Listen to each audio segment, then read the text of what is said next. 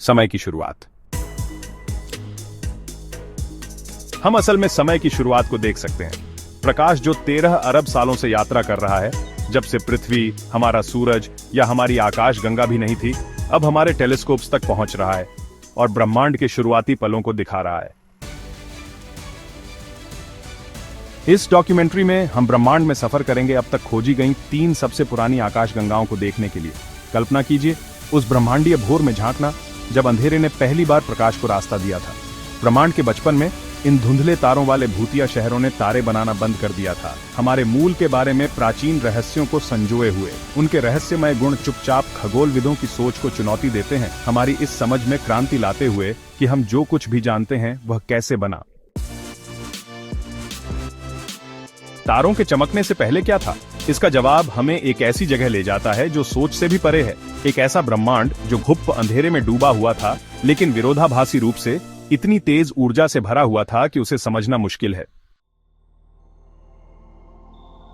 सोचो, एक ऐसा समुंदर है पार्टिकल्स का, इतना घना कि लाइट फंस गई। एक कॉस्मिक फॉग, आज के किसी भी चीज से ज्यादा गर्म और घना।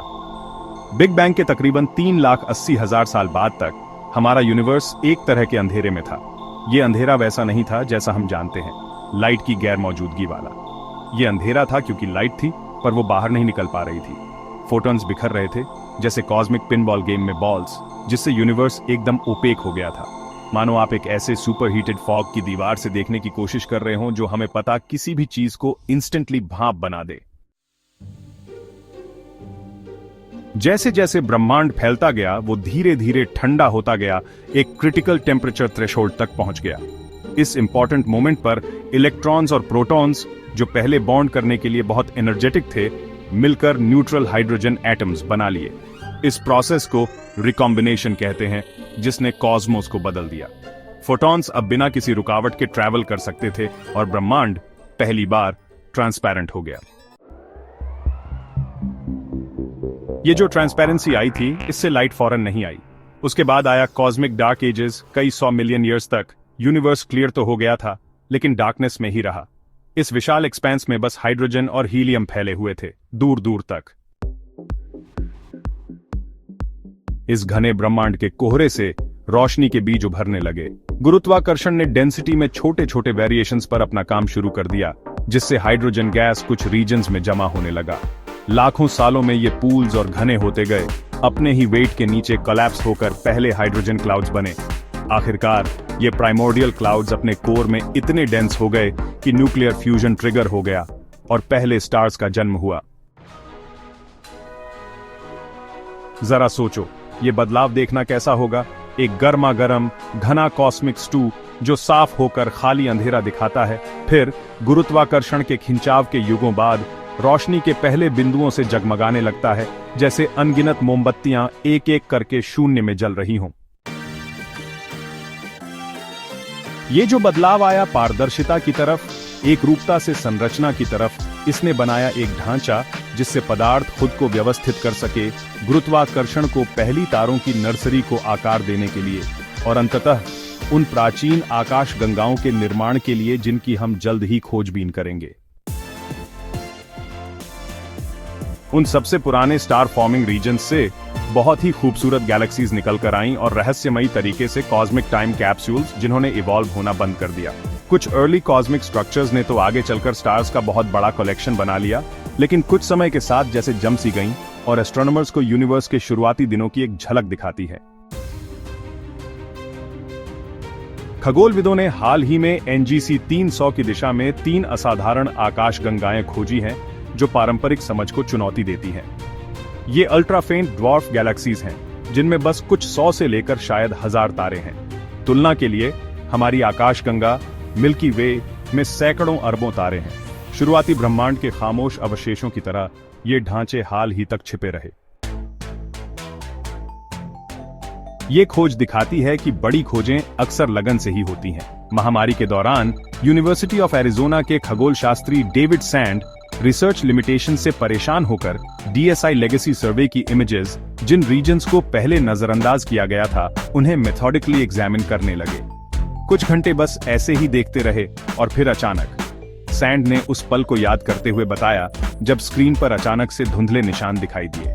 जब मुझे एहसास हुआ कि मैं क्या देख रहा हूं तो मेरी हार्ट रेट बाज गई। ये खोज दिखाती है कि बड़ी खोजें अक्सर लगन से ही होती हैं। पैंडेमिक के दौरान यूनिवर्सिटी ऑफ एरिजोना के astronomer David sand research limitations से परेशान होकर DESI लेगेसी सर्वे इमेजेस में पहले से अनदेखे रीजन्स को मेथोडिकली एग्जामिन करने लगे। बस कुछ घंटे की कैजुअल सर्चिंग और फिर बूम। सैंड ने उस मोमेंट को याद करते हुए बताया जब स्क्रीन पर फेंट स्मजेस अचानक दिखाई दिए। मेरा दिल जोर से धड़कने लगा जब मुझे एहसास हुआ कि मैं क्या देख रहा हूं। इन गैलेक्सीज की खास बात है इनका प्रिस्टीन कंडीशन। मिल्की वे के पास जो ड्वार्फ गैलेक्सीज होती हैं, वो ग्रेविटेशनल फोर्सेस से कॉन्स्टेंटली शेप होती रहती है, लेकिन ये गैलेक्सीज अलग हैं। ये तीनों गैलेक्सीज आइसोलेशन में हैं। इसी आइसोलेशन की वजह से ये गैलेक्सीज बिलियंस ऑफ ईयर्स से अनचेंज्ड हैं।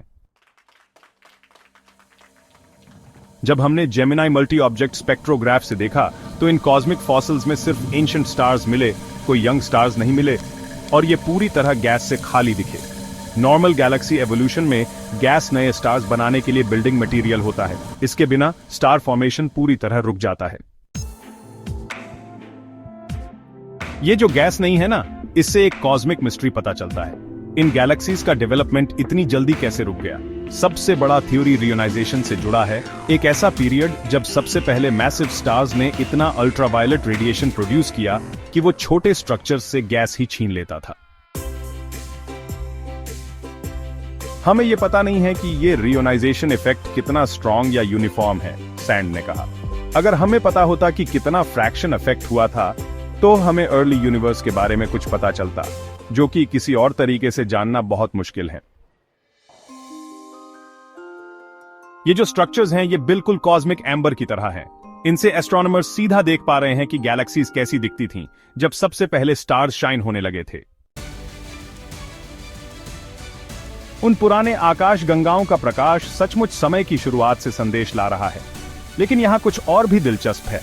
जब आप रात के आकाश को देखते हैं तो आप जो कुछ भी देखते हैं वह वैसा नहीं होता जैसा आप उसे देख रहे होते हैं। हमारे सूरज से भी प्रकाश को पृथ्वी तक पहुंचने में 8 मिनट लगते हैं। जब तक इसके फोटॉन आपकी त्वचा को छूते हैं तब तक आप सूरज की रोशनी का अनुभव कर रहे होते हैं, जो सूरज की सतह से उस समय निकली थी जब आप कुछ और ही कर रहे थे, मानो हाल ही के पास्ट का एक स्नैपशॉट देख रहे हो। इन पुराने गैलेक्सीज का लाइट सचमुच समय की शुरुआत से मैसेजेस ला रहा है। लेकिन यहां कुछ और भी इंटरेस्टिंग चीज है। जब आप रात के आसमान को देखते हैं तो आप जो कुछ भी देखते हैं वो वैसा नहीं होता जैसा आप उसे देख रहे होते हैं।